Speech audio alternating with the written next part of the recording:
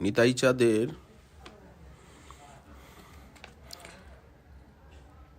লীলা কথার ভিতরে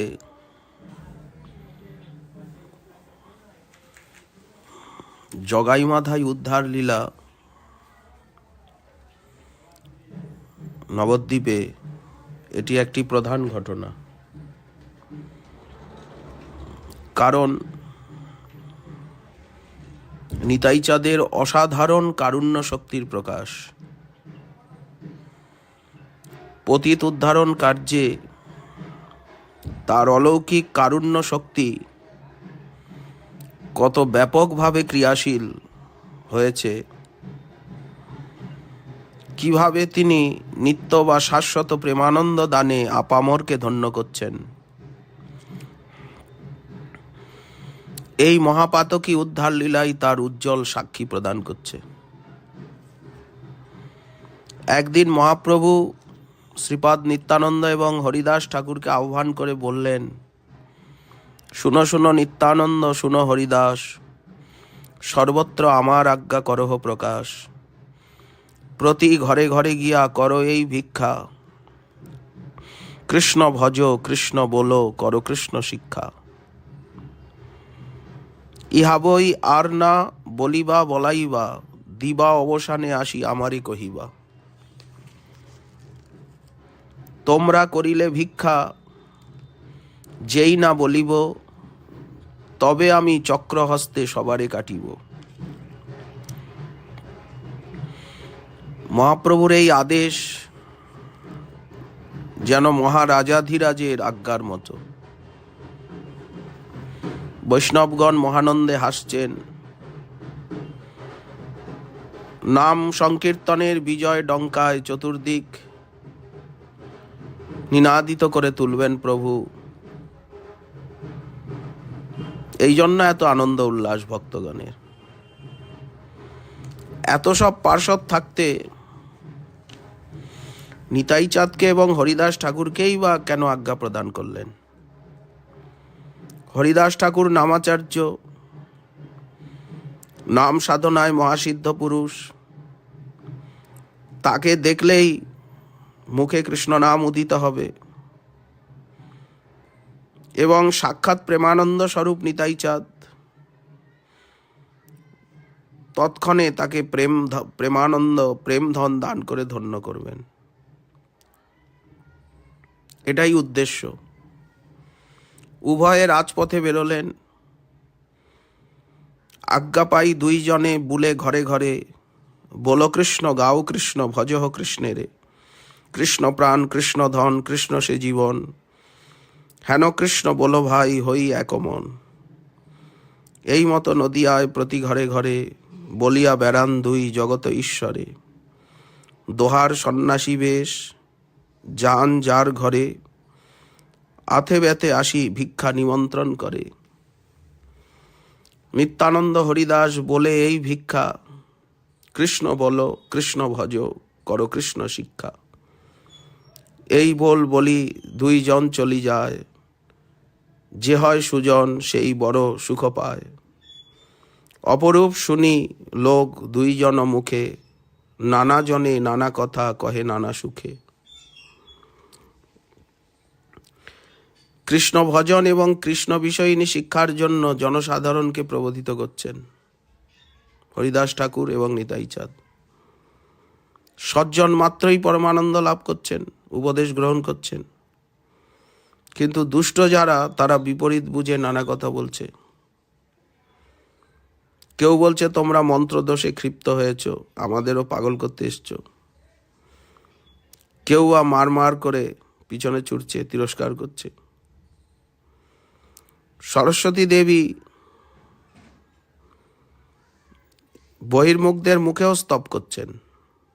যারা ভব্য সভ্য বা সৎলোক, তারা নিমাই পণ্ডিতের কৃপায় নাম প্রেমে পাগল হলেন।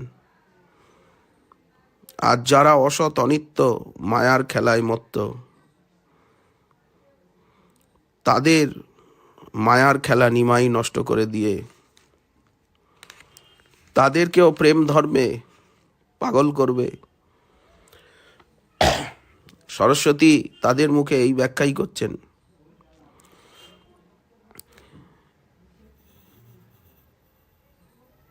সায়ন্যে এসে সবাই মহাপ্রভুর নিকট সব কথা শোনাচ্ছেন। একদিন পথে এক ভীষণ ব্যাপার ঘটল। নিত্যানন্দ হরিদাস যখন হরিনাম প্রচার করতে করতে রাজপথকে আনন্দময় করে গমন করছিলেন, তখন তারা দুটি অতি অদ্ভুত ব্যক্তিকে দেখতে পেল। তাদের আকার অতি ভীষণ, মহাদস্যু, বিঘোর মদ্যপ, মদমাতাল। বিশ্বে এমন কুকার্য কিছু নাই যে তারা করে নাই। দূর থেকে নিত্যানন্দ হরিদাস তাদেরকে দেখতে পেয়ে পরিচয় জিজ্ঞাসা করল লোকের কাছে। লোকে বলে, গোসাই, এরা ব্রাহ্মণ দুইজন, দিব্য পিতামাতা, মহাকুলে উৎপন্ন, সর্বকাল নদিয়ায় পুরুষে পুরুষে, তিলার্ধেক দোষ নাহি এ দোয়াহার বংশে। এই দুই গুণবন্ত পাশরিল ধর্ম, জন্ম হইতে এমতো করয়ে অপকর্ম। ছাড়িল গোষ্ঠীয়ে বড় দুর্জন দেখিয়া, মদ্যপের সঙ্গে বুলে স্বতন্ত্র হইয়া। এই দুই দেখিয়া সব নদিয়া ডরায়, পাছে কারো কোনোদিন বসতি পড়ায়। হেন পাপ নাহি যাহা না করে দুইজন, ডাকা চুরি মদ্য মাংস করয়ে ভক্ষণ। নিত্যানন্দ প্রভুর হৃদয় করুণার সুধা ধারায় পরিষিক্ত। তিনি মহাকারুণ্যেরই স্বরূপ। যখন উনি এই দুরাবস্থার কথা শ্রবণ করলেন, সঙ্গে সঙ্গে তার হৃদয়ের করুণার সিন্ধু সমুচ্ছ্বসিত হয়ে উঠল। যদি জগতের জীবের এতই দুর্গতি, তবে কারুণ্য ঘন বিগ্রহ ভগবানের অবতরণের আবশ্যকতা কি? তিনি পাতকী উদ্ধারের জন্যই তো অবতীর্ণ হয়েছেন। তিনি এমন পাতকী আর কোথায় পাবেন?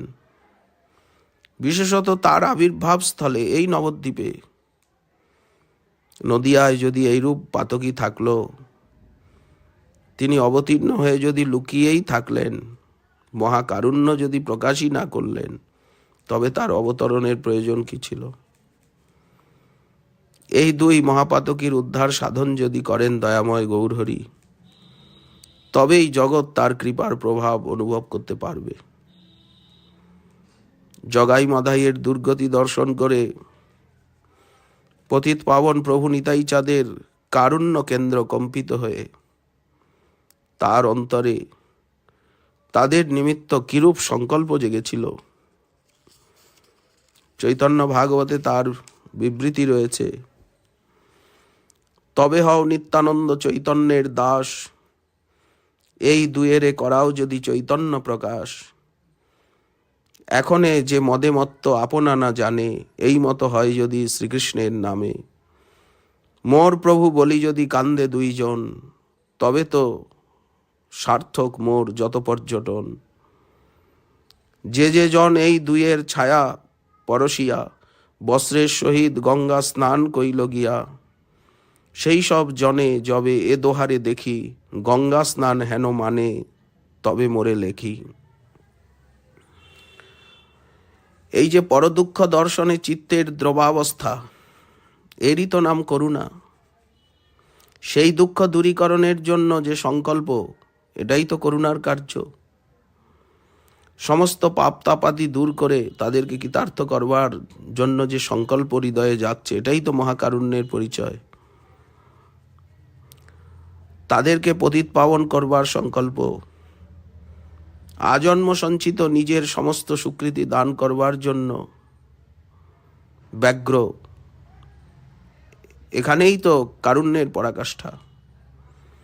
যদি করুণাময় প্রভু শ্রী গৌরসুন্দর এই মহাপাতকীদ্বয়কে উদ্ধার করেন, তবেই বুঝবো আমার সমস্ত তীর্থযাত্রা সফল হয়েছে। আমি পৃথিবীর সমস্ত তীর্থ পর্যটন করে যদি কোনো পুণ্য সঞ্চয় করে থাকি, সেই পুণ্যপুঞ্জের ফলে দয়াময় শ্রী গৌরসুন্দর যেন এদের উদ্ধার করেন। শুধু তাই নয়, অন্যান্য পার্ষদগণের মতো এদেরকেও পতিত পাবন করে তোলেন।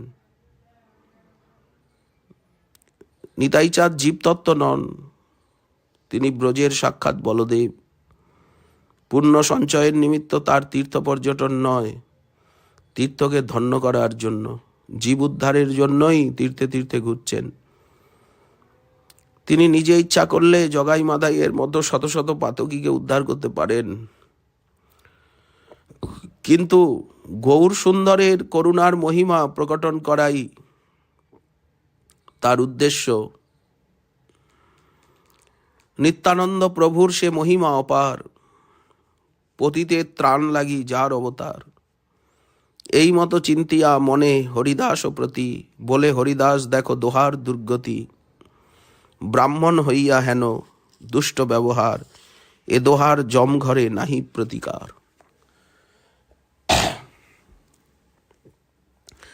প্রাণান্তে মারিল তোমা যে যবনগণে,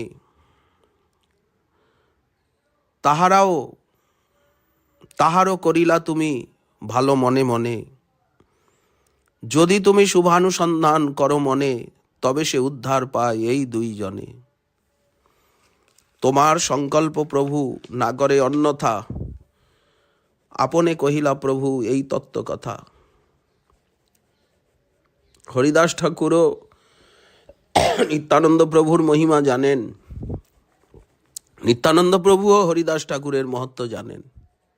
যে যবনগণ এত প্রহার করেছেন, তথাপি উনি যবনগণকে উদ্ধার করেছেন, তাদের মঙ্গল কামনা করেছেন। প্রকাশ্যে বললেন, ঠাকুর তোমার ইচ্ছা যা তাই প্রভুর ইচ্ছা। মাঝখানে আমি ক্ষুদ্র জীব, আমাকে এত পরীক্ষা করো কেন? নিতাই চাঁদ হরিদাস ঠাকুরকে আলিঙ্গন করে বললেন, হরিদাস, প্রভুর যে আদেশ আমরা প্রচার করছি, চলো ওই মদ্যপের নিকট গিয়ে ওই কথাই বলি।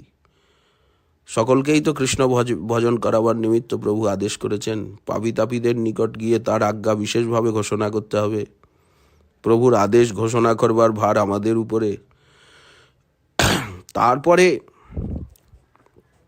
কে সেই আজ্ঞা নেবে কি নেবে না, সেটা তো সেদায় প্রভুর। হরিদাসকে সঙ্গে নিয়ে দস্যুর নিকট গমন করলেন।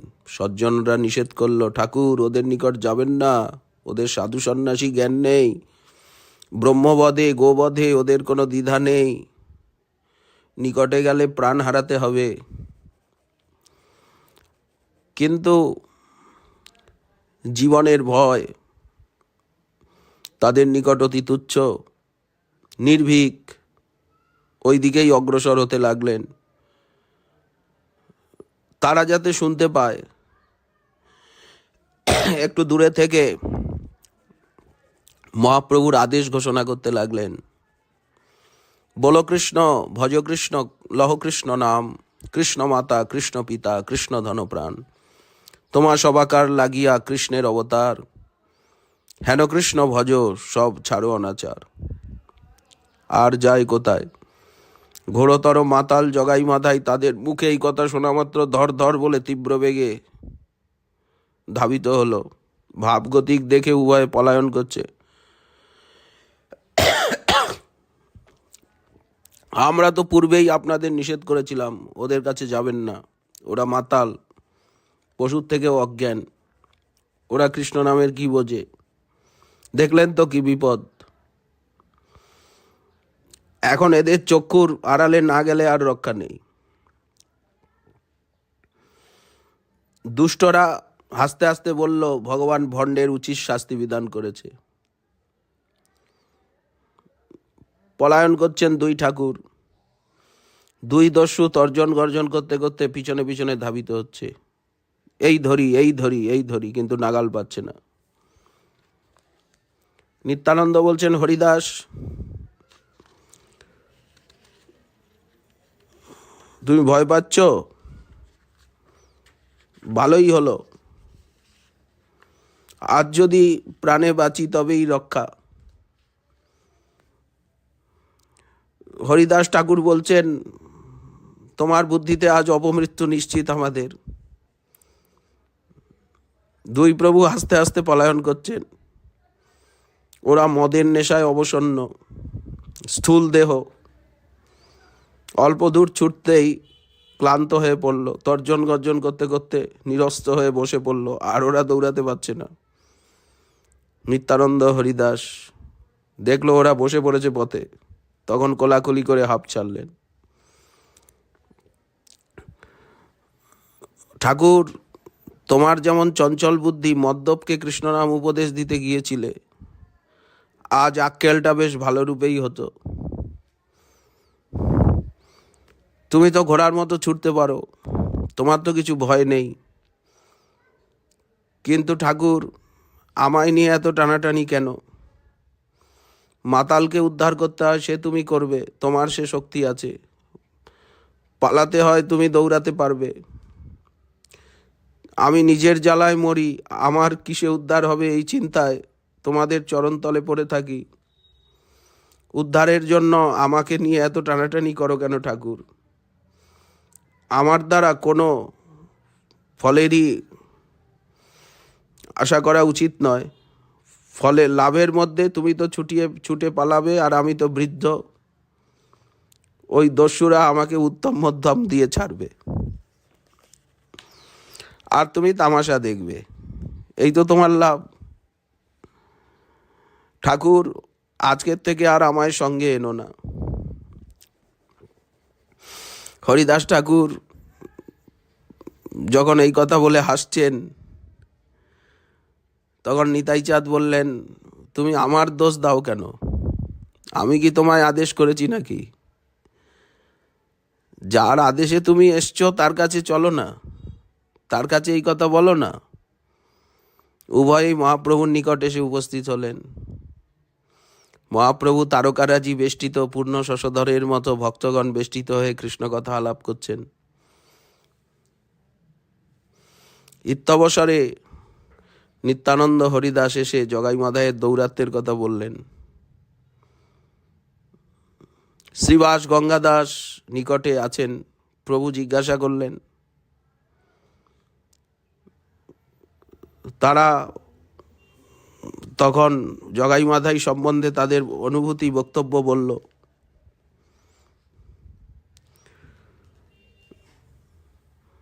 নিতাই চাঁদ তখন দৃঢ়তার সঙ্গে বলছেন, প্রভু, তুমি কি বলছো যে তাদেরকে খণ্ড খণ্ড করবে? নিত্যানন্দ বলে খণ্ড খণ্ড করো তুমি, সে দুই থাকিতে কতি না যাইব আমি। কিসের বা এত তুমি করহ বড়াই, আগে সেই দুয়েরে যে গোবিন্দ বলাই। স্বভাবেই ধার্মিক বলয়ে কৃষ্ণ নাম, সেই দুই বিকর্ম বই নাহি জানে আন। এই দুই উদ্ধার যদি তুমি দিয়া ভক্তি ধন, এই দুয়ে উদ্ধারও প্রভু যদি দিয়া ভক্তি ধন, তবে জানি পাতকি পাবন হেন নাম। আমারে তারিতে যত তোমার মহিমা, ততোধিক এ দোহার উদ্ধারের সীমা। হাসি বলে বিশ্বম্ভর হইল উদ্ধার, যে ক্ষণে দর্শন পাইল তোমার। বিশেষে চিন্তহ তুমি এতেক মঙ্গল, অচিরাতে কৃষ্ণ তার করিব কুশল। শ্রীমুখের বাক্য শুনি ভাগবতগণ, জয় জয় হরিধ্বনি করিলা তখন। বৈষ্ণবগণের সভায় মহাপ্রভু শ্রীমুখে যা ব্যক্ত করলেন, তাতে স্পষ্ট বোঝা গেল যে নিত্যানন্দের কৃপায় জগাই মাধাইয়ের উদ্ধার হয়েই গেল। এদিকে হরিদাস অদ্বৈত আচার্য প্রভুর নিকটে গিয়ে নিতাই চাঁদের সাহসিকতার কথা উল্লেখ করে কৌতুক করতে লাগলেন। চঞ্চলের সঙ্গে প্রভু আমারে পাঠায়, আমি থাকি কোথা, সেবা কোন দিকে যায়। বর্ষাতে জাহ্নবী জলে কুম্ভীর বেড়ায়, সাঁতার এরিয়া তারে ধরিবারে যায়। কুলে থাকি ডাক পারি করি হায় হায়, সকল গঙ্গার মাঝে ভাসিয়া বেড়ায়। যদি বা কুলেতে উঠে ছাওয়াল দেখিয়া, মারিবার তরে শিশু ধায় খেদারিয়া। তার পিতামাতা আইসে হাতে ঠেঙ্গা লইয়া, তা সবা পাঠাই আমি চরণে ধরিয়া। গোয়ালার ঘৃতদধি লইয়া পালায়, আমারে ধরিয়া তারা মারিবারে চায়। সেই সে করয়ে কর্ম, যে যুগত নহে, কুমারী দেখিয়া বলে মোরে বিবাহিয়ে, চড়িয়া ষাঁড়ের পিঠে মহেশ বোলায়, পরের গাভীর দুগ্ধ তাহা দুহি খায়। ঠাকুর এইসব অবধূতের কার্য। আমি কিছু বলতে গেলে আমার গালি দেয়, বলে তোর অদ্বৈত আমার কি করতে পারে। যাকে ঠাকুর বলিয়া বলিস সেই চৈতন্য আসিয়াই বা আমার কি করবে। আমি আপনাদের কাছে এইসব কথা কিছু বলতে পারি না, বলা আমার সাজিয়েও না। এমন একটা বদ্ধ পাগলের সঙ্গে প্রভু আমায় প্রচার কার্যে নিযুক্ত করেছে। এতদিন যা হবার তা তো হয়েছে, কিন্তু আজ দৈব ভাগ্যে আমার প্রাণ রক্ষা পেল। মহামাতাল দুই দস্যু পথে পড়ে আছে, লোকে নিষেধ করা সত্ত্বেও তাদের কাছে গিয়ে তাদেরকে কৃষ্ণ নাম করাতে চাইছে, তাদেরকে কৃষ্ণ ভজন করাবে। মহাক্রোধে মারবার জন্য রে রে করে ছুটে আসলো বিদ্যুৎ বেগে। আমরা পলায়ন করলাম। আমি বৃদ্ধ, হারতে পারি না। ঠাকুর আজ কেবল তোমার দয়ায় জীবন রক্ষা হয়েছে। হাসিয়া অদ্বৈত কহে কোনো চিত্র নহে, মদ্যপের উচিত মদ্যপ সঙ্গ হয়। তিন মাতোয়াল সঙ্গ একত্র উচিত, নৈষ্ঠিক হইয়া কেনে তুমি তার ভীত। নিত্যানন্দ করিব সকল মাতোয়াল, উহান চরিত্র আমি জানি ভালে ভাল। এই দেখো তুমি দিন 2-3 বেজে, সেই দুই মদ্যপ আনিব গোষ্ঠী মাঝে। বলিতে অদ্বৈত হইলেন ক্রোধাবেশ, দিগম্বর হই বলে অশেষ বিশেষ। সুশিব সকল চৈতন্যের কৃষ্ণ ভক্তি, কেমনে নাচয়ে গায় দেখো তার শক্তি। দেখো কালী সেই দুই মদ্যপ আনিয়া, নিমাই নিতাই দুই নাচিব মিলিয়া। একাকার করিবেক সেই দুই জনে, জাতি লই তুমি আমি পলাই যতনে। অদ্বৈতের ক্রোধাবেশে হাসে হরিদাস, মদ্যপ উদ্ধার চিত্তে হইল প্রকাশ। হরিদাস ঠাকুর যেমন কৌতুকে তিরস্কার ছলে নিতাই চাঁদের মহামহিমা কীর্তন করলেন, আর অদ্বৈত আচার্য প্রভুও নিন্দা এবং ক্রোধের ছলে নিতাই চাঁদের যে গুণগাথা প্রকাশ করলেন, তার দ্বারা অচিরায় যে দুই মহাদস্যু উদ্ধারপ্রাপ্ত হবে, মহাভাগবতে পরিণত হবে, তাই ব্যক্ত করলেন। এদিকে দুই মহাব্রহ্মদৈত্য উদ্ধারের কাল সন্নিকটস্থ হল। যে ঘাটে মহাপ্রভু স্নান করেন তারা সেই ঘাটে আড্ডা দিল। মহাপ্রভুর বাড়ির নিকটেই ঘাট, সেই ঘাটে এখন তারা উপস্থিত। সেখানে দিবানিশি হানা দিচ্ছে। তাদের ভয়ে সকলে আতঙ্কিত। রাত হলে আর তাদের ভয়ে গঙ্গা স্নান পর্যন্ত কেউ করে না, গঙ্গার তীরে যায় না। আর যাবার প্রয়োজন হলে 10-20 এক হয়ে তবে যায়। প্রভুর বাড়ির কাছে রহে নিশা ভাগে, সর্বরাত্রি প্রভুর কীর্তন শুনি জাগে। মৃদঙ্গ মন্দিরা বাজে কীর্তনের সঙ্গে, মদ্যের বিক্ষেপে তারা শুনি নাচে রঙ্গে। দূরে থাকি সব ধ্বনি শুনিবারে পায়, শুনিলেই নাচিয়া অধিক মদ্য খায়। প্রভুরে দেখিয়া বলে নিমাই পণ্ডিত, করাইল সম্পূর্ণ মঙ্গলচণ্ডী গীত। গায়েন সব ভালোময়ী দেখিবারে চাও, সকল আনিয়া দেব যথা যেই পাও। দুর্জন দেখিয়া প্রভু দূরে দূরে যায়, আর পথ দিয়া সবেই পলায়। জগাই মাধাইয়ের এত অত্যাচার, দৌরাত্ম, উপদ্রব অল্প সময়েই সব দূর হয়ে যাবে। কারণ নদিয়ার আকাশে যে অদ্ভুত চন্দ্র সূর্যের উদয় হয়েছে, অসংখ্য নক্ষত্রমালা এখন চারিদিকে বিরাজ করছে। এমতো অবস্থায় নদিয়ায় আর দৌরাত্মের অন্ধকার কোনো মতেই তিষ্ঠিতে পারে না। জগাই মাধাইয়ের উদ্ধারের সংকল্প নিয়ে তারা যে পথে আড্ডা দিচ্ছে, সন্ধ্যার পর প্রভু নিতাই চাঁদ একাকী সেই পথের পাশ দিয়ে আসছিলেন কৃষ্ণ নাম করতে করতে। তারা যেন শুনতে পায় উচ্চেশ্বরে কৃষ্ণ নাম করছিলেন। জগাই মাধাইয়ের কর্ণে নিত্যানন্দ প্রভুর শ্রীমুখোদ্গীর্ণ কৃষ্ণ নামের ধ্বনি প্রবেশ করা মাত্র তাদের অশেষ জন্মের পুঞ্জীভূত পাতক রাশি চিরদিনের জন্য ক্রোধের আকারে যেন বাইরে নির্গত হলো। কেরে কেরে কেরে কেরে বলি ডাকে জগাই মাধাই, তুই কে? নিত্যানন্দ বলেন, প্রভুর বাড়ি যাই। মদ্যের বিক্ষেপে বলে, কি বা নাম তোর? নিত্যানন্দ বলে, অবধূত নাম মোর। অবধূত নাম শুনি মাধাই কুপিয়া, মারিল প্রভুর শিরে মুটুকি তুলিয়া। ফুটিল মুটুকি শিরে রক্ত পরে ধারে, নিত্যানন্দ মহাপ্রভু গোবিন্দ সঙ্গরে।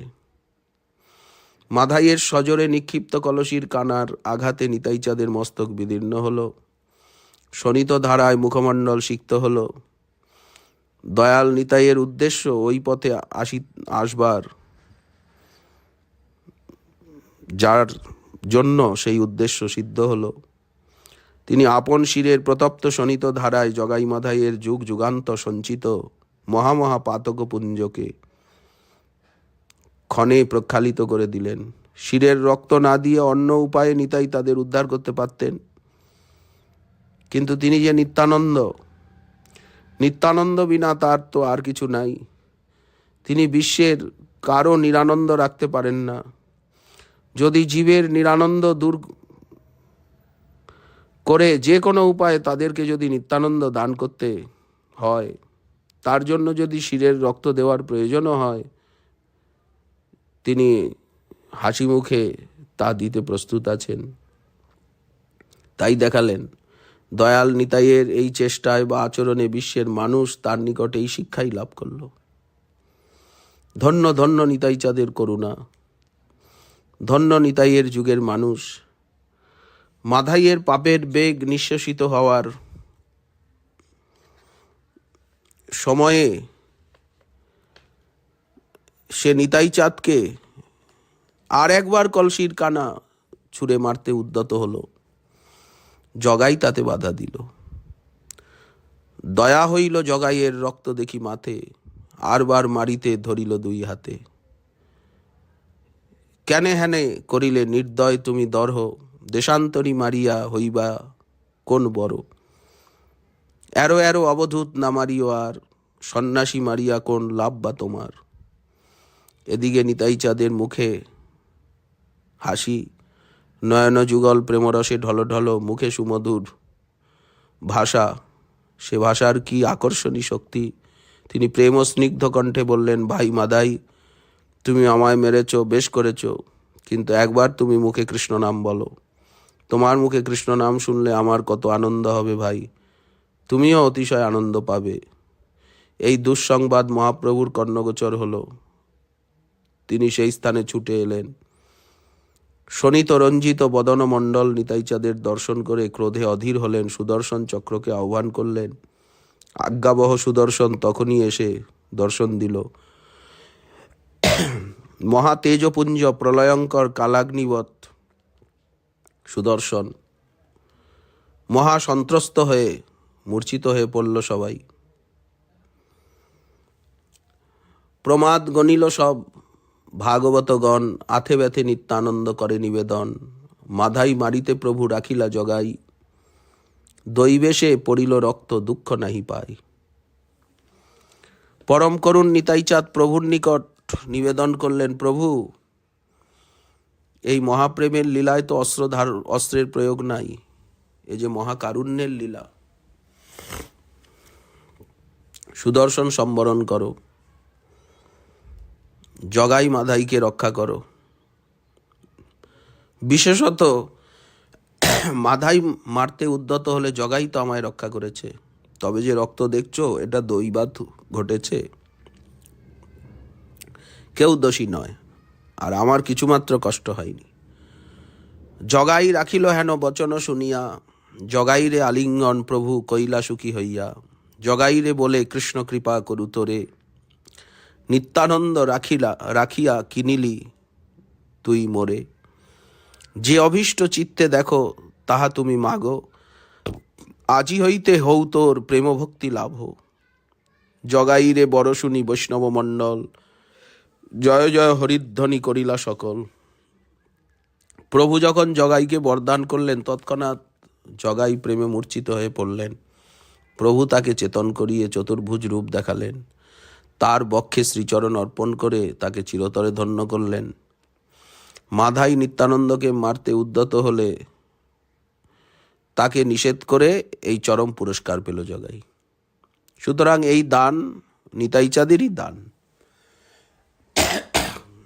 জগাই যে প্রেম পেল, এটিও নিতাই চাঁদেরই কৃপার দান। জগাই মাধাই যেন একটাই জীব, কেবল দুইটি দেহ মাত্র, তাদের এক স্থানে জন্ম, এক স্থানে নিবাস, এক পাপ এক পুণ্য, সবই এক। সুতরাং জগাই প্রেম লাভ করল, এতে যেন মাধাইয়ের চিত্ত নির্মল হলো। মাধাই তখনই গলবস্ত্র হয়ে প্রভুর চরণে পড়ে মূর্ছিতের ন্যায় চরণতলে লুণ্ঠিত। তারপর কাঁদতে কাঁদতে বলল, প্রভু আমার গতি বিধান করুন, আপনার চরণে ক্ষমা প্রার্থনা করবার সাহস বা যোগ্যতা আমার নেই। যে করুণা ঘন মূর্তি আমার উদ্ধারের জন্য তার পুঞ্জীভূত স্বীকৃতি দান করলেন, আমি তার মস্তকে রক্তপাত করেছি। অনন্ত কোটি জন্মের আমার এই যে অনন্ত কোটি জন্মেও আমার এই যে মহা অপরাধ, সেটা খণ্ডন হবে না প্রভু, আমায় কৃপা করুন। প্রভু বলে, অপরাধ কইলে তুমি বড়, নিত্যানন্দ চরণ ধরিয়া তুমি পড়ো। পাইয়া প্রভুর আজ্ঞা মাধাই তখন ধরিল অমূল্য ধন নিতাই চরণ। যে চরণ ধরিলে না যাই কভু নাশ, রেবতী জানেন যেই চরণ প্রকাশ। বিশ্বম্ভর বলে শুনো নিত্যানন্দ রায়, পড়িলে চরণে কৃপা করিতে জুয়ায়। প্রভু বললেন, দয়াল নিতাই, মাধাই তোমার শ্রীঅঙ্গে রক্তপাত করেছে, তুমি এর সমস্ত অপরাধ ক্ষমা করো। সে যখন অনুতপ্ত তোমার চরণে শরণ নিয়েছে, তখন তুমি তাকে কৃপা করে তাকে উদ্ধার করো। প্রভুর কথা শুনে কারুণ্য ঘন মূর্তি নিতাই বললেন, সে কি প্রভু, পরিত্রাণ করবার যোগ্যতা আমার কি আছে? তুমিই তো সর্বেশ্বর, তুমিই তো এটা করতে পারো, তুমি একে রক্ষা করো। কোনো জন্মে যদি আমার কোনো স্বীকৃতি থাকে, আমি আমার সব স্বীকৃতি মাধাইকে দিলাম। ওর কোনো অপরাধ নেই, সব অপরাধ আমার। প্রভু তুমি মায়া ছাড়ো, মাধাই তোমার, ওকে তুমি কৃপা করো। কোনো জন্মে থাকে যদি আমার স্বীকৃত, সব দিলু মাধাইয়েরে, শুনহ নিশ্চিত। মোর যত অপরাধ কিছু দায় নাই, মায়া ছাড়ো কৃপা করো, প্রভু তোমার মাধাই।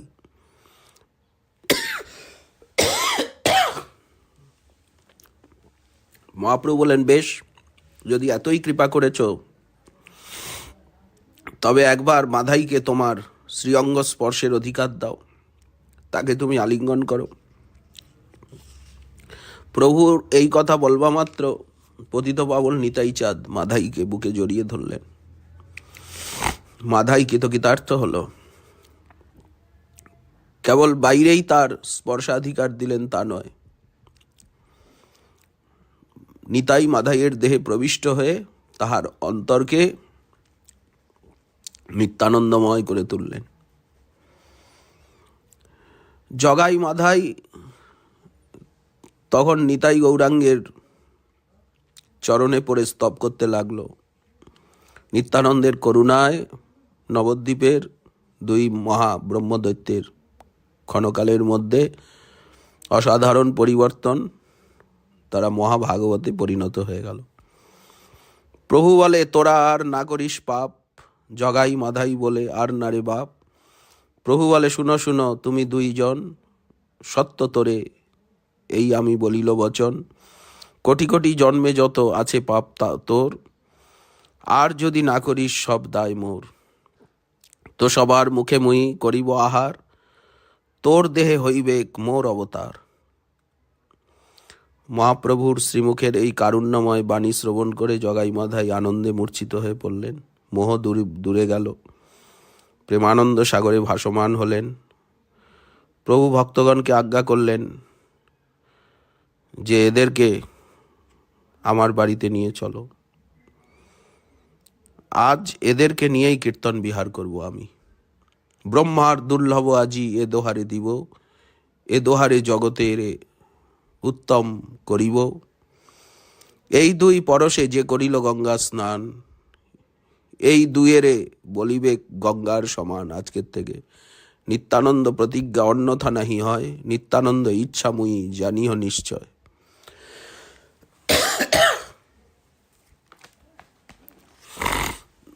প্রভুর আদেশে বৈষ্ণবগণ আনন্দমূর্ছিত জগাই মাধাইকে ধরে প্রভুর বাড়িতে নিয়ে গেলেন। বহিরঙ্গ জন যাতে প্রবিষ্ট হতে না পারে কপাটরুদ্ধ হল। সপার্ষদে প্রভু নিতাই গৌরাঙ্গ সুন্দর জগাই মাধাইকে নিয়ে মহানন্দে উপবিষ্ট। জগাই মাধাইয়ের দেহে অশ্রুকম্প পুলক সাত্ত্বিক বিকার। প্রভুর কৃপায় জগাই মাধাইয়ের জিহ্বায় শুদ্ধ সরস্বতী প্রাদুর্ভূতা হলেন। অপূর্ব স্তুতি করলেন তারা। যতেক বৈষ্ণব সব অপূর্ব দেখিয়া জোর হস্তে স্তুতি করে সবে দণ্ডাইয়া। যে স্তুতি করিল প্রভু এই দুই মদ্যপে, তোমার কৃপা বিনা ইহা জানে কার বাপে। তোমার অচিন্ত শক্তিকে বুঝিতে পারে, যখন যে রূপে কৃপা করহ যাহারে। প্রভু বলে এই দুই মদ্যপার নহে, আজি হইতে এই দুই সেবক আমার। সবে মিলি অনুগ্রহ করহ দোহারে, জন্মে জন্মে আর যেন আমানা পাশরে। যে যে রূপে যার ঠাই আছে অপরাধ, ক্ষমিয়া এ দুই প্রতি করহ প্রসাদ। সর্বভাগবতগণ কইলা আশীর্বাদ, জগাই মাধাই হইলা নির অপরাধ। প্রভু বলে উঠো উঠো জগাই মাধাই, হইলা আমার দাস আর চিন্তা নাই। সশরীরে কভু কারো হেন নাহি হয়, নিত্যানন্দ প্রসাদেশে জানিহ নিশ্চয়। শ্রীমন নিত্যানন্দের কৃপায় জগাই মাধাইয়ের জীবন স্রোত মুহূর্তের মধ্যে বিপরীত দিকে প্রবাহিত হতে লাগলো। তাদের নারকীয় হৃদয়ে পরম উজ্জ্বল প্রেম ভক্তিময় গোলক বৃন্দাবনের সুষমা ফুটে উঠল। এক মুহূর্ত পূর্বে যারা দুর্দান্ত দুর্ধর্ষ মহাপাষণ্ড অতি কদাচারী দস্যু ছিল, সমগ্র নদিয়ার নরনারীগণ যাদের ভয়ে সতত সন্ত্রস্ত বিকম্পিত হতো, তারা নিতাই চাঁদের করুণায় ভুবন পাবন সকলের নমস্য পূজ্য এবং আদর্শ ভক্তরূপে পরিণত হল। তারা জগদানন্দ এবং মাধবানন্দ নামে ভক্তগণের কাছে সমাদৃত এবং সম্পূজিত হতে লাগলো। নিত্যানন্দ তাদেরকে চিরপ্রেমানন্দ নিত্যানন্দ দানে কৃতার্থ করলেন। এখন তারা প্রতিদিন প্রাতঃকালে গঙ্গা স্নান করেন। গঙ্গায় স্নানার্থ সমাগত নরনারীগণের নিকট করজোরে ক্ষমা ভিক্ষা করেন। বলেন যে জ্ঞাতসারে অজ্ঞাতসারে আমাদের যত অপরাধ হয়েছে আপনাদের নিকটে আপনারা নিজ গুণে ক্ষমা করেন। আপনারা ক্ষমা না করলে আমাদের নিস্তার নেই। তারা প্রত্যহ 2 লক্ষ নাম গ্রহণ করেন। নির্জনে গঙ্গার তীরে বসে 2 লক্ষ নাম করেন। নিজেদের পূর্ব পাপ কার্য স্মরণ করে নিজেদেরকে ধিক্কার করেন। কৃষ্ণ কৃষ্ণ বলে কাঁদেন। মহাপ্রভু স্বয়ং সর্বভক্তগণের সহিত তাদেরকে নিরন্তর আশ্বাস দান করেন, তাদেরকে ভোজন করান। তাদের কৃতাপরাধের অনুতাপে সতত দগ্ধ দেখে প্রভু ক্ষিন্ন হন। যদিও গৌর নিত্যানন্দের কৃপায় তাদের নিখিল পাপ তাপাদি মুক্ত হয়েছে, প্রেমধন লাভ হয়েছে, তথাপি ভক্তির অতৃপ্তি স্বভাবে তারা মনে মনে ভাবছেন যে আমাদের অপরাধের প্রায়শ্চিত্ত কিভাবে হবে। বিশেষভাবে নিত্যানন্দের অঙ্গে রক্তপাত করেছি আমি। মাধাই কিছুতেই এই দৃশ্য ভুলতে পারেন না, নিরন্তর রোদন করেন। নিত্যানন্দ সমস্ত অপরাধ ক্ষমা করেছেন, তাকে বুকে জড়িয়ে ধরেছেন, নিজের পুঞ্জীভূত স্বীকৃতি তাকে দিয়েছেন, তথাপি মাধাইয়ের চিত্তে শান্তি নেই। বিলাপ করতে করতে মূর্ছিত হয়ে পড়েন। এদিকে নিত্যানন্দ প্রভু পরমানন্দময়, সর্বদাই বাল্যাবেশ, এক জায়গায় স্থির থাকেন না। মুখে অবিরাম কৃষ্ণ নামামৃতের প্রবাহ, দিবানিশি নগর ভ্রমণ করছেন নদিয়ায়। সহজে পরমানন্দ নিত্যানন্দ রায় অভিমান শূন্য সর্বনগরে বেড়ায়। একদিন মাধবানন্দ শ্রীপাদ নিত্যানন্দকে নিভৃতে পেয়ে তার চরণে দণ্ডবৎ প্রণত হয়ে নয়নাশ্রুতে নিত্যানন্দের চরণ ধৌত করছেন আর দন্তে তৃণ ধারণ করে নিত্যানন্দের স্তব করছেন। মাধাইয়ের যে অপূর্ব স্তুতি নিতাইয়ের, বিষ্ণুরূপে তুমি প্রভু করহ পালন, তুমি সে ফনায় ধরো অনন্ত ভুবন, ভক্তির স্বরূপ প্রভু তোমার কলেবর, তোমারে চিন্তয়ে মনে পার্বতী শঙ্কর, তোমার সে ভক্তিযোগ তুমি করো দান, তোমা বই চৈতন্যের প্রিয় নাহি আন, তোমার সে প্রসাদে গরুর মহাবলী, লীলায় বহয়ে কৃষ্ণ হই কুতূহলী, তুমি সে অনন্ত মুখে কৃষ্ণ গুণ গাও, সর্বধর্ম শ্রেষ্ঠ ভক্তি তুমি সে বুঝাও, তোমারই সে গুণ গায় ঠাকুর নারদ, তোমার সে যত কিছু চৈতন্য সম্পদ। যদিও মাধবানন্দ মহাপাপের ফলে ব্রহ্মদর্শী হয়েছিল, কিন্তু কোনোদিন বৈষ্ণব নিন্দা করেনি। এই জন্য সহজেই গৌরনিতাইয়ের কৃপা প্রাপ্ত হয়েছিল। তারা কোনোদিন শাস্ত্র অধ্যয়ন করেনি, কিন্তু প্রভুর কৃপায় ভক্তি লাভ করে সর্ববিদ্যায় পারদর্শিতা লাভ করল। ভক্তি মহারানীর আবির্ভাবের সঙ্গে সঙ্গে তাদের হৃদয় শুদ্ধ হয়ে গেল, কৃষ্ণ সেবার যোগ্য হয়ে গেল। এমন বেদগুজ্জ ভগবস্তুতি তাদের পক্ষেই সম্ভব। তোমার সে কালিন্দী ভেদন করি নাম, তোমা সেবী জনক পাইল মহাজ্ঞান, সর্বধর্মময় তুমি পুরুষ পুরাণ, তোমারে সে বেদে বলে আদিদেব নাম, তুমি সে জগত পিতা মহাযোগেশ্বর, তুমি সে লক্ষণ চন্দ্র মহাধনুদ্ধর, তুমি সে পাষণ্ড ক্ষয় রসিক আচার্য, তুমি সে জানহ চৈতন্যের সর্বকার্য, তোমারে সেবিয়া পূজ্যা হইল মহামায়া, অনন্ত ব্রহ্মাণ্ড চাহে তোমা পদছায়া, তুমি চৈতন্যের ভক্ত তুমি মহাভক্তি, যত কিছু চৈতন্যের তুমি সর্বশক্তি। মাধবানন্দের হৃদয় এখন ভক্তিরসে ভরপুর। বর্ষার তটিনীর মতো তার চিত্তভূমিতে ভক্তিমন্দাকিনীর ধারা উচ্ছ্বসিত হয়ে উঠল। সেই ভক্তিরসময় অন্তরের সুনির্মল অনুভূতি স্তবের আকারে প্রবাহ বেগে বাইরে বেরিয়ে এলো। তার প্রাণের অভীষ্ট দেবকে নির্জনে পেয়ে হৃদয়ের দ্বার উদ্ঘাটিত করে আস্তুতি করছেন। শ্রী নিত্যানন্দ চৈতন্যের সর্বশক্তি, এই কথাই বলছেন। এবং সমস্ত সেবার সামগ্রী, মহাপ্রভুর সেবার সমস্ত সামগ্রী নিতাই। তুমি শয্যা, তুমি খট্টা, তুমি সে শয়ন, তুমি চৈতন্যের ছত্র, তুমি প্রাণধন, তোমা বই কৃষ্ণের দ্বিতীয় নাহি আর, তুমি গৌরচন্দ্রের সকল অবতার, তুমি সে করহ প্রভু পতিতের ত্রাণ, তুমি সে সংহার সর্বপাষণ্ডীর প্রাণ, তুমি সে করহ প্রভু বৈষ্ণবের রক্ষা, তুমি সে বৈষ্ণব ধর্ম করাইলা শিক্ষা, তোমার কৃপায় সৃষ্টি করে অজ দেবে, তোমারে সে রেবতী বারুণী কান্তি সেবে, তোমার সে ক্রোধে মহারুদ্র অবতার, সেই দ্বারে করো সর্বসৃষ্টির সংহার।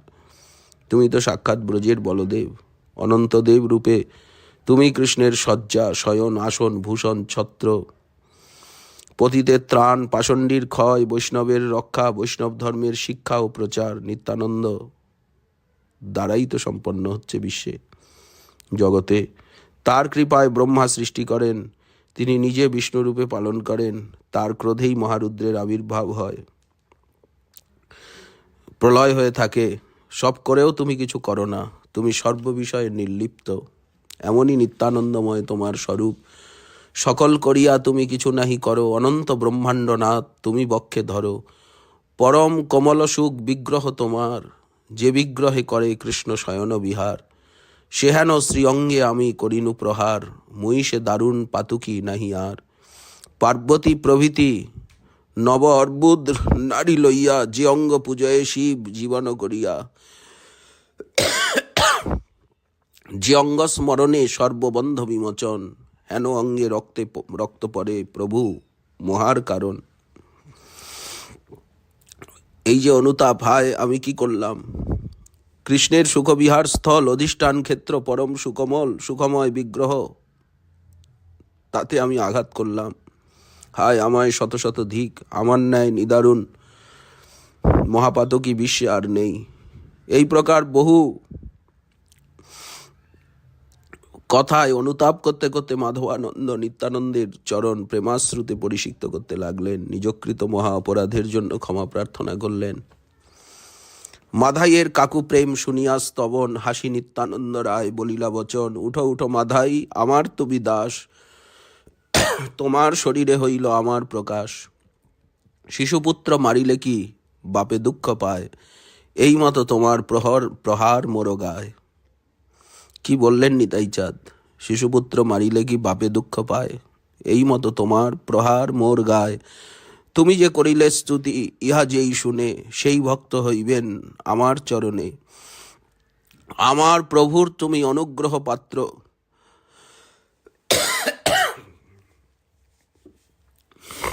আমাতে তোমার দোষ নাহি তিলমাত্র।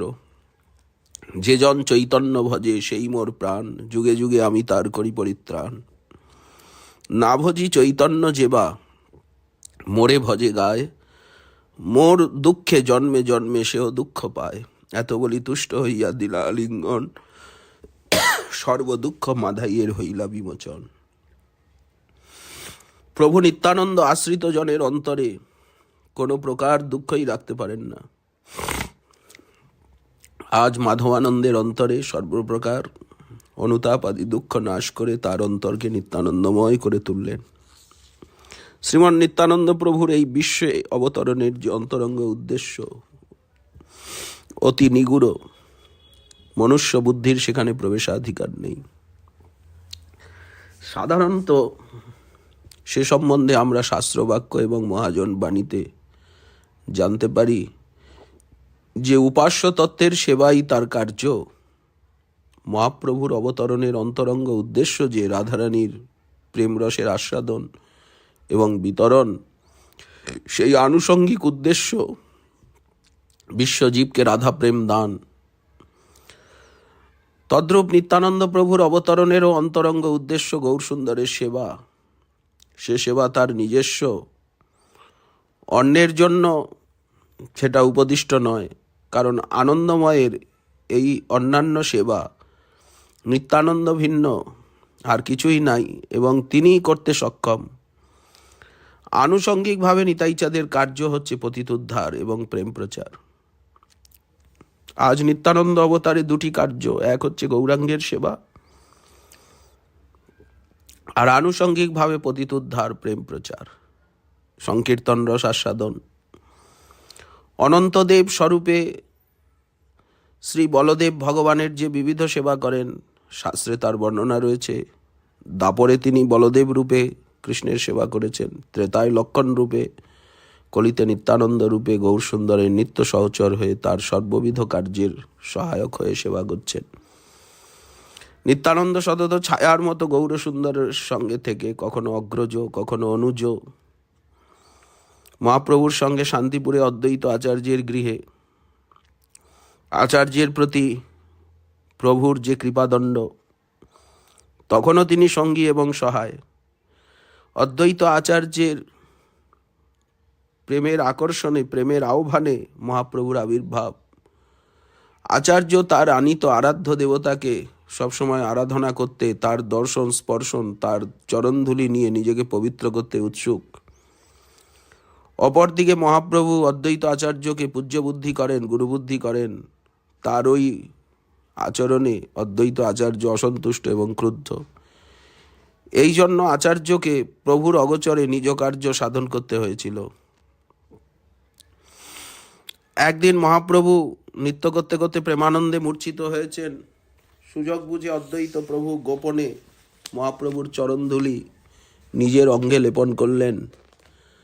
বাহ্য পেয়ে নৃত্য করতে করতে কৌতুকী প্রভু বললেন, আমার এ কি হলো? আমি নৃত্যে সুখ পাচ্ছি না। কারো প্রতি আমার অপরাধ হয়েছে কি? আমার উল্লাস হচ্ছে না কেন? অথবা কোনো চোরে কি আমার চুরি করেছে? কেউ কি আমার পায়ের ধুলি নিয়েছে? তোমরা সত্য করে বলো, এ কার্য কার? অন্তর্যামী প্রভুর কথা শুনে সকলেই মৌনভাবে পরস্পরের দিকে তাকাচ্ছেন। তখন অদ্বৈত প্রভু বললেন, শুনো বাপ,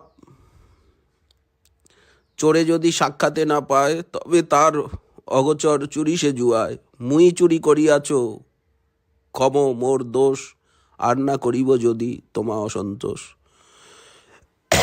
প্রভু, চরণধুলি নিতে গেলে তুমি বাধা দাও, কাজেই তোমার অগোচরে চুরি করতে হয়েছে।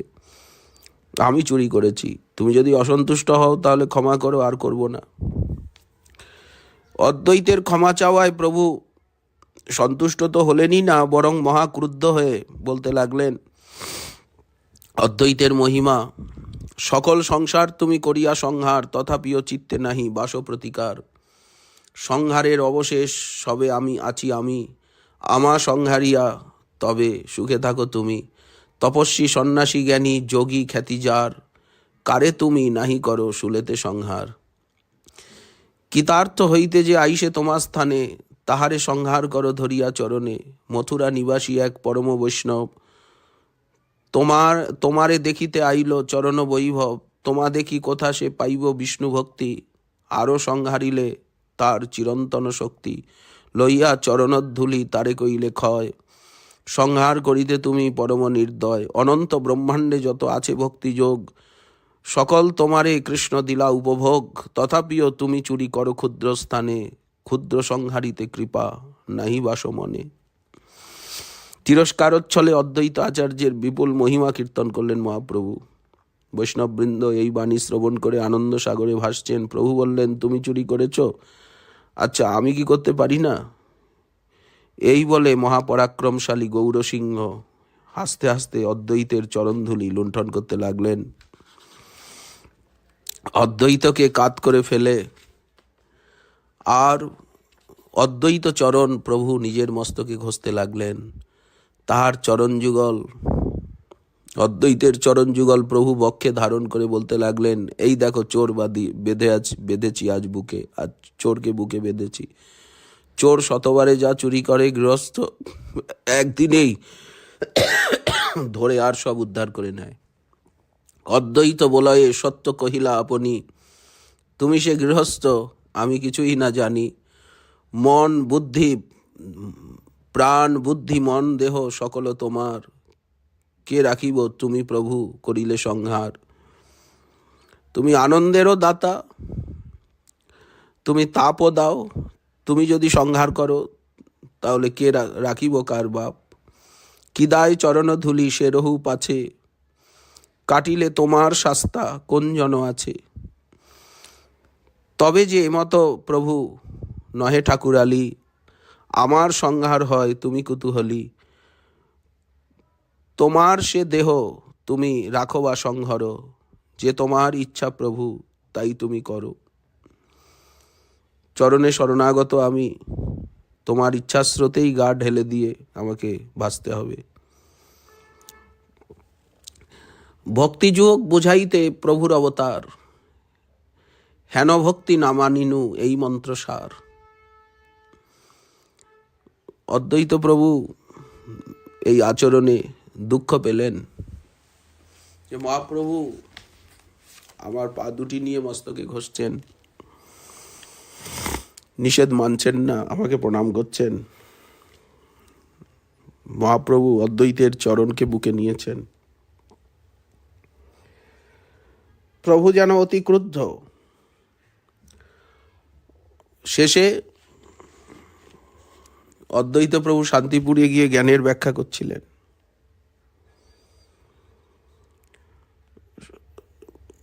হরিদাস ঠাকুরকে সঙ্গে নিয়ে শান্তিপুরে চলে গেলেন। সেখানে গিয়ে ভক্তি অপেক্ষা জ্ঞানের প্রাধান্য ব্যাখ্যা করতে লাগলেন। ভক্তবাঞ্ছা কল্পতরু প্রভু বিশ্বম্ভর অদ্বৈতের সংকল্প জানতে পারলেন। নিত্যানন্দ প্রভুর সঙ্গে নগর ভ্রমণ করতে করতে শান্তিপুরে যাওয়ার সংকল্প করে গঙ্গায় সাঁতার দিতে দিতে শান্তিপুরে চললেন। এদিকে ভক্তিযোগ প্রভাবে অদ্বৈত বুঝতে পারলেন প্রভু ক্রুদ্ধ হয়ে আসছেন, আমার উদ্দেশ্য সফল হবে। তখন আরও অধিক প্রমত্ত হয়ে জ্ঞানযোগের ব্যাখ্যা করছেন।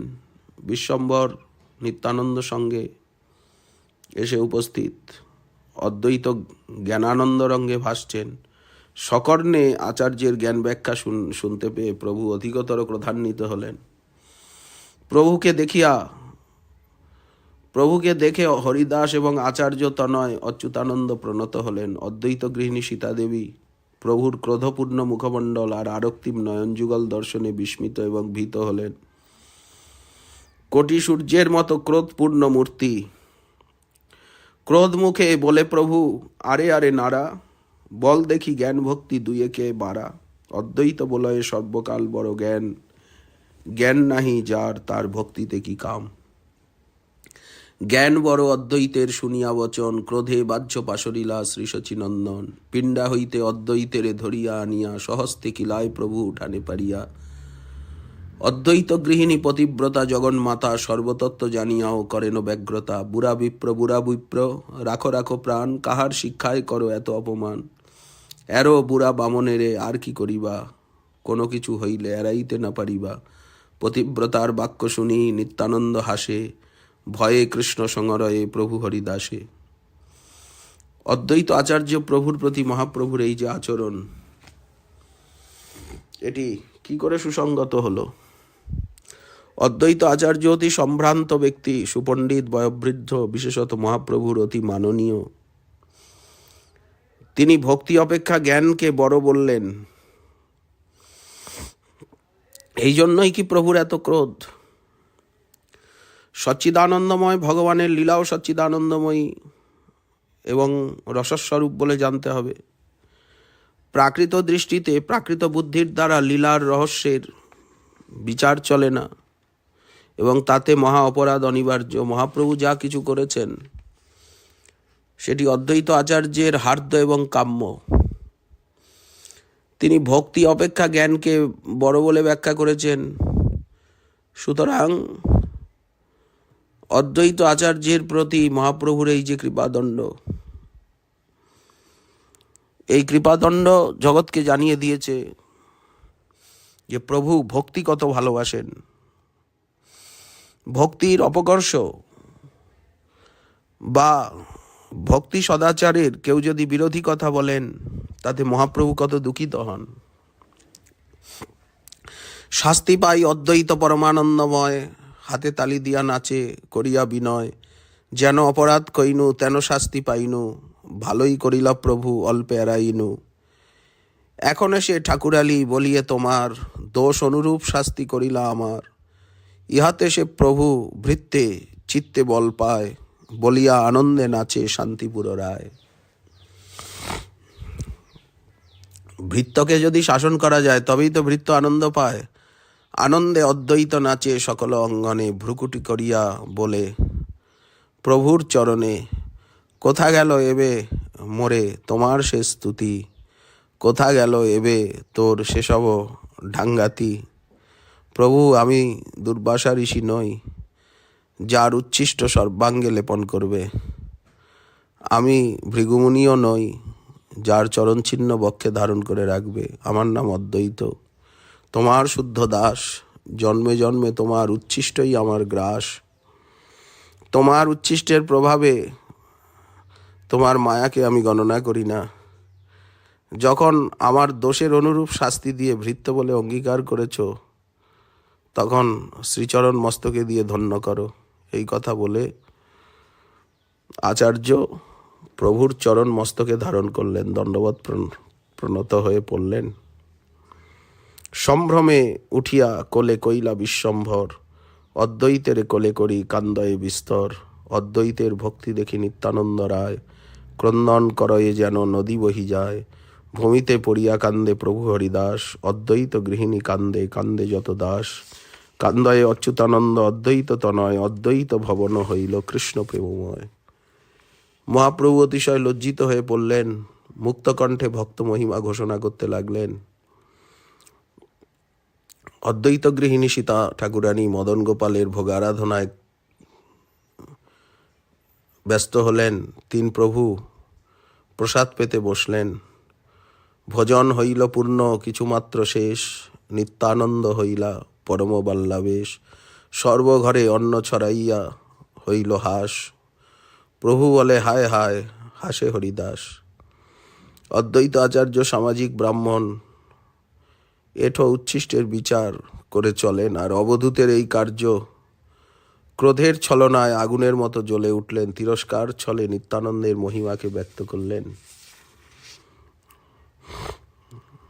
অদ্বৈতের কটির বসন স্খলিত হয়ে পড়ল, হাত উচ্ছিষ্ট লিপ্ত, বসন সম্বরণ করতে পারলেন না। নিজের অবস্থা দেখে নিজেই হাসতে লাগলেন, ক্রোধ দূর গেল। অদ্বৈতের ক্রোধ সকলে হাসছে দেখে দূরে গেল, অট্ট হাসির ফোয়ারা ছুটল। আচার্যের চেষ্টা দর্শনে সকলেই হাসতে লাগলো। অদ্বৈত চরিত্র দেখিয়ে হাসে গৌর রায়, হাসি নিত্যানন্দ দুই অঙ্গুলি দেখায়। শুদ্ধ হাস্যময় অদ্বৈতের ক্রোধাবেশে, কিবা বৃদ্ধ কিবা শিশু হাসয়ে বিশেষে। ক্ষণেকে হইল বাহ্য কইল আচমন, পরস্পর সন্তোষে করিলা আলিঙ্গন। নিত্যানন্দ অদ্বৈতে হইল কোলাকুলি, প্রেম রসে দুই প্রভু মহাকুতূহলী। গৌর নিত্যানন্দের কত লীলারঙ্গ এই শান্তিপুরে আচার্যের গৃহে। কয়েকদিন অবস্থান করে অদ্বৈত এবং হরিদাসকে সঙ্গে নিয়ে নবদ্বীপে এসে ভক্তগোষ্ঠীর সঙ্গে মিলিত হলেন। কি অপূর্ব লীলা! অদ্বৈত নিত্যানন্দের চৈতন্য ভাগবতের বিশদ বর্ণনা রয়েছে।